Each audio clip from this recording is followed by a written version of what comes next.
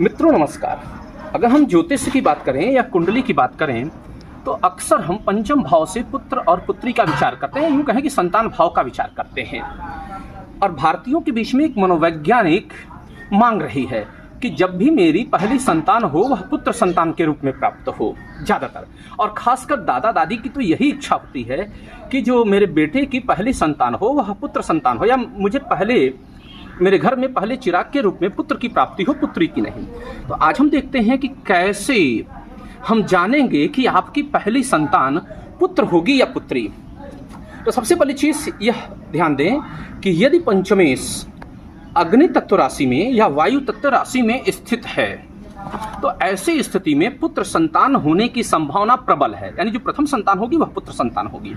इसके अलावा यदि पंचमेश पृथ्वी तत्व राशि में है या फिर जल तत्व राशि में है तो ऐसी स्थिति में जो पहली संतान होगी वह पुत्री संतान होगी।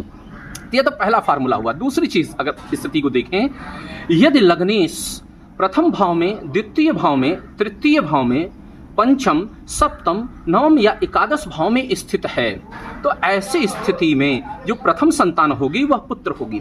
इसके अलावा यदि लग्नेश अन्य भावों में स्थित है तो निश्चित तौर पे प्रथम संतान पुत्र प्राप्ति हो, इसकी संभावना काफी हद तक क्षीण हो जाती है, यूं कहते कि पुत्री होने की संभावना प्रबल हो जाती है।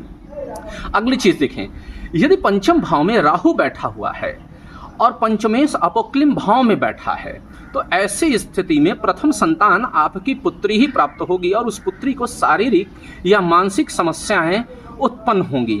तो इस सूत्र का आप प्रयोग करके आप जान सकते हैं कि आपकी पहली संतान पुत्र होगी या फिर पुत्री होगी।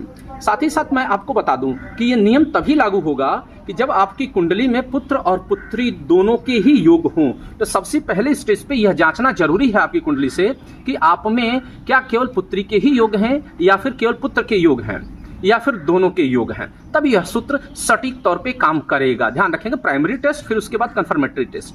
तो एक बार आप अपने वंश वृद्धि के लिए अपनी कुंडली का परीक्षण अवश्य करा लें, या फिर ऐसे दादा दादियों से निवेदन है जो कि अपने घर में पहले चिराग के रूप में पुत्र को चाहते हैं, एक बार अपने बेटे की कुंडली का अवश्य परीक्षण कराएं। यदि बहू की भी कुंडली मिल जाती है तो यह परिस्थितियों को समझना और भी आसान हो जाता है और 100% सही निर्णय लिया जा सकता है।